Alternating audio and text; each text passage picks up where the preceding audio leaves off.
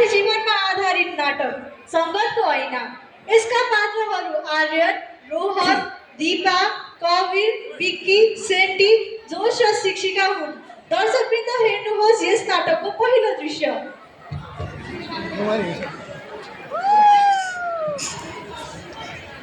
रोहन, अर्को हप्तादेखि त हाम्रो परीक्षा छ। तैँले कति पढिस्? मैले त धेरै पढ्न पनि भ्याएको छैन। राम्रो अङ्क ल्याएन भने बुबा आमाले घरमा छिर्न पनि दिनुहुन्न होला। मलाई त परीक्षाले सपनामा पनि तर्साइसक्यो यार। ए यार आर्यन, त कति बुढो मान्छे जस्तो चिन्ता लिन्छस् के? जिन्दगी जिउनको लागि हो, किताबमा टाँसिनको लागि होइन। राम्रो अङ्क नल्याए वा पास नभए के चाहिँ होला? त्यही बढीमा बढी बा आमाले 4-5 दिन गाली गर्ला, त्यसपछि सबैले बिर्सिहाल्छ नि। त्यही नि बाको पैसा छँदैछ। कस्तो नचाहिने कुरा गरेको तैँले? तैँले आफ्नो लागि पढेको कि आफ्नो बाउ आमाको लागि पढेको? पैसाले डिग्री त किन्लास्, तर ज्ञान र भविष्य त आफैले बनाउनु नि। सम्झि त, हामी सानै हुँदादेखिको सपना थियो ठुलो मान्छे बन्ने। बिर्सिस् कि क्या हो? ओए र कति यो पढाउँदैछ बसेको? पढ्नेछ त्यही भने पढाउनुसँग बस्दा बस्दा गाउँ पनि पढाउनु हात्ती पढ्यो ठुलो भाव र पढ्नलाई। बरु मसँग एउटा दामी आइडिया छ। भोलि स्कुल बङ्क हानौँ, ती माथि नयाँ क्याफे खुलेको छ अरे, फुल खेलौँ रमाइलो गरौँ कि कसो? दिमाग त यसले पो लगाउँछ नि। हामी त जान तयार छौँ। तँ नि जान्छ सुरु हो? खै यार, म त जान्न होला, मेरो त हत्तो पत्तो छैन। त्यही नि त्यहाँ हामीलाई कसैले देखिहाल्यो भने हामीलाई त आफै पो पर्छ त। गाउँ पनि अचम्मकै छ, बुझ्नै गाह्रो पर्छ यसलाई। गाउँ पनि अचम्मकै छ, बुझ्नै गाह्रो पर्छ यसलाई। तँलाई त्यहाँ कसले बुझ्छ र? त्यो पनि त्यहाँ गएर के हुन्छ कस्तो थाहा छ र? भाग्य राम्रो छ त राजेसँग पनि भेटिन सक्छ।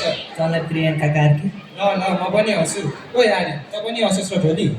नाइ, म जाँदिनँ। जुन बाटोको गन्तव्य छैन त्यो बाटोमा म हिँड्न सक्दिनँ।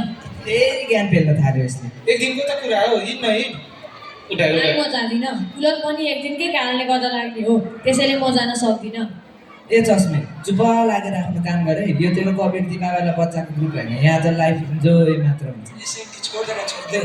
एसएनटी छोड्दैन छोड्दै यस्तो चस्मेसँग झगडा गरेर हामीले के पाउने हो र?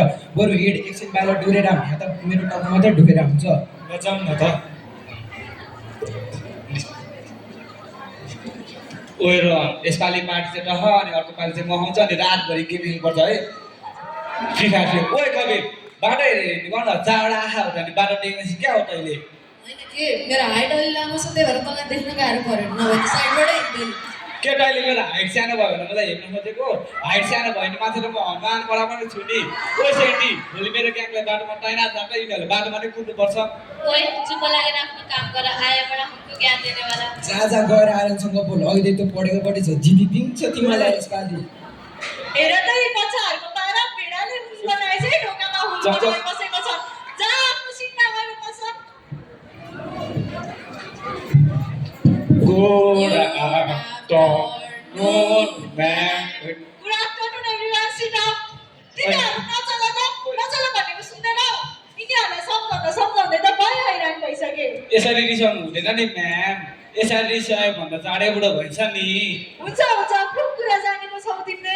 आज नपढाउ न म्याम, पढ्नै मन लागेको छैन। पढ्न मन नलागेको जति सबै मेरो कक्षाबाट बाहिर जाऊ त। मेरो कक्षामा पढा बाहेक अरू केही पनि हुँदैन। म्याम, हजुरले आज क्रिया कार्य हेर्ने भन्नुभएको थियो। तिमीहरूलाई हाम्रो दिन बिगार्न बाहेक अरू केही आउँदैन। यस्तै हो गरेको छ। मैले त गर्छ नि यार। मैले पनि गरेको छैन। तँ कसले सोध्यो त? ओए रोहन, तँले हाम्रो गरेको छस्? मैले त बनाएको छु। ओए रो म्यामलाई तैँले क्रिया कार्य गरेको छैन भने कहिले कहिले पनिसमेन्ट खाँदै नि हुन्छ नि। नचाहिने कुरा नगर न, मान्छेले त्यत्रो मेहनतले होमवर्क गराएको छ। चिन्ता नलिन, बढीमा बढीको बार गाली त गर्ने हो नि। त्यो त हामीले जहिले खान्थ्यौँ, बरु त कवि ब्यागमा लुगा। ल आज तिमीहरूले भने पनि मान्दिउँ न त। खोइ नानी, तिम्रो गृह कार्य देखाउ त। तिम्रो अक्षर राम्रो छ तर कुदाहरूमा केही सुधार गर है। बाबु, तिम्रो गृह कार्य देखाउ त। तिम्रो अक्षर राम्रो छ तर कुदाहरूमा पनि केही सुधार गर।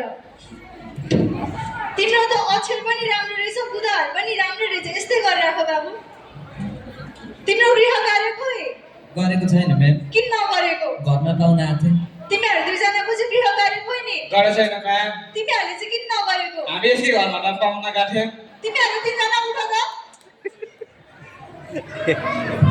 रोहन बाबु, तिम्रो गृह कार्य गरा छैन म्याम। ओहो रोहन, तिमीले पनि गृह कार्य नगरेको? तिमीबाट मलाई यस्तो आशा नै थिएन। आज गर्न बिर्स्यो म्याम। ओए रोहन, तैँले हिजो हामीसँगै बसेर गृह कार्य गरेको होइन? खै त त्यो गृह कार्य? के भन्छ यो आर्यन? खोइ रोहन, तिम्रो ब्याग देखाउ त।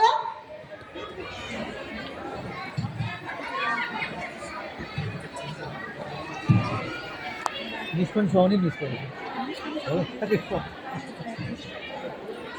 गृह कार्य गरेको रहेछौ त तिमीले, किन झुटो बोलेको? म्याम, रोहनलाई पनिसमेन्ट खान मन लाग्छ जस्तो छ। मलाई पनि त्यस्तै लाग्यो। लौ रोहन, तिमी उठ ल। जो जो उठिरहनु उनीहरू बाहिर निस्क्यौ।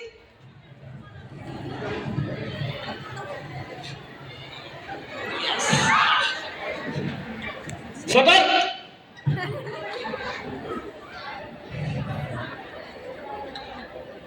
हेर भाइहरू, मानिसलाई सफल हुनको लागि अनुशासन पालना गर्नुपर्छ।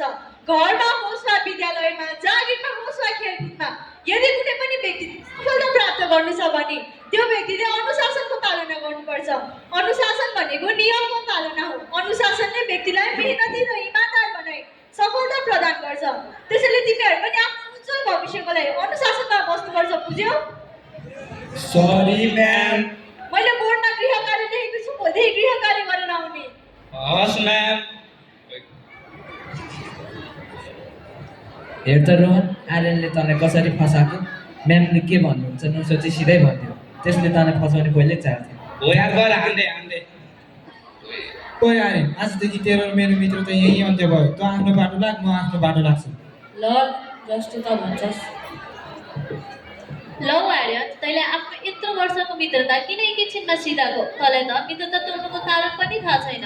अझ तैँले मित्रता बचाउनलाई के गर्न पनि गरिनस्।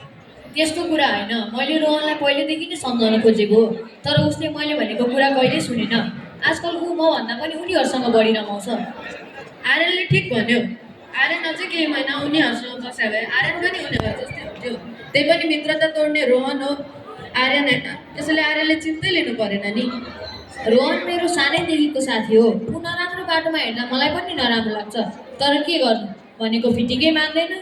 हो, तर आफ्नो जीवनलाई कस्तो बनाउने भन्ने कुरा त आफ्नै हातमा हुन्छ नि। राम्रो बाटोमा हिँडे राम्रो भइन्छ, नराम्रो बाटोमा हिँडे नराम्रो भइन्छ।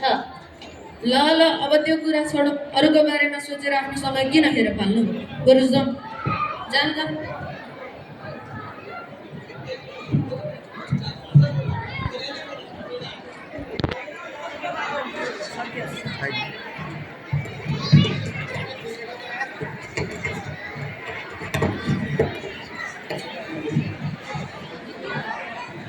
यहाँहरूलाई पुनः स्वागत गर्दछु। सङ्गतको ऐना नाटकको दोस्रो दृश्यमा दर्शकवृन्द, 10 वर्ष अगाडि सँगै एसएलसी सकाएर गएका आर्यन र आर्यनका साथीहरू आफ्नो क्षेत्रमा सफल व्यक्तित्वको रूपमा चिनिन्छन्। तर सेन्टी र उनका साथीहरू कुन अवस्थामा छन् त? हेर्नुहोस् यस नाटकको अर्को दृश्यमा।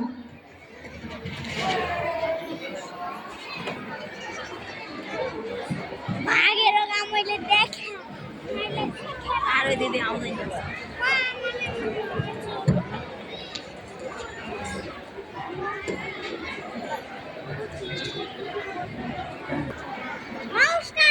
आर्यन, तिम्रो समाज सेवाको चर्चा त अहिले पुरै विश्वमै छ।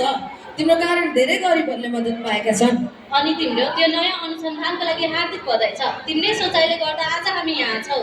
साथीहरू, यो सबै हाम्रै समूहको देन हो। तिमीहरूले नै मलाई सधैँ सही बाटो देखायौ। त्यसकारण आज म एक सफल व्यक्ति बन्न पुगेको छु। रोहन, ओहो आर्यन, तिमी त निकै ठुलो मान्छे भन्छौ त। रोहन, तिम्रो यो अवस्था कसरी भयो? तिमी त निकै ट्यालेन्ट थियौ नि। ट्यालेन्ट त थिएँ आर्यन, तर के गर्नु, सङ्गत गलत भयो। विकी र अरूले मलाई कहिल्यै अगाडि बढ्न दिएन। जब मेरो बाको पैसा सक्यो तब मलाई सबैले छाडिदिए। मैले त तिमीलाई त्यतिखेरै नै सम्झाउन खोजेको थिएँ रोहन, तर तिमीले मैले भनेको कहिल्यै सुनेनौ। तिमीले त ठिक भनेको थियौ आर्यन। मैले तिमीलाई पनि मेरो ग्रुपमा बोलाएर तिम्रो पनि भविष्य बर्बाद गर्न खोजेको थिएँ, तर तिमी अडिग रह्यौ। पछि त नगर रोहन, सिक्ने उमेर अझ सकिएको छैन। तिमीले अब नयाँ जिन्दगीको सुरुवात गर्नुपर्छ। मेरो एउटा एनजिओ छ, म त्यहाँ भनिदिन्छु। सिप सिकेर फेरि सुरुवात गर। मलाई माफ गरिदेऊ आर्यन, तिमीले मेरो सधैँ राम्रो चाहन्थ्यौ, तर मैले तिमीलाई शत्रु नै ठाने। साथीहरू, हामी हाम्रो जिन्दगीमा कति सफल हुन्छौँ भन्ने कुरा हाम्रो मेहनत र परिश्रममा मात्र भर पर्दैन, हामी कस्तो सङ्गतमा रहेका छौँ र हामी कस्तो मानिसहरूको वरिपरि रहेका छौँ भन्ने कुरामा पनि भर पर्ने गर्दछ। एउटा असल साथीले हामीलाई आकाश छुने पखेटा दिन्छ भने एउटा खराब साथीले हामीलाई जन्जिरले बाँधिदिन्छ। ल जाम साथीहरू।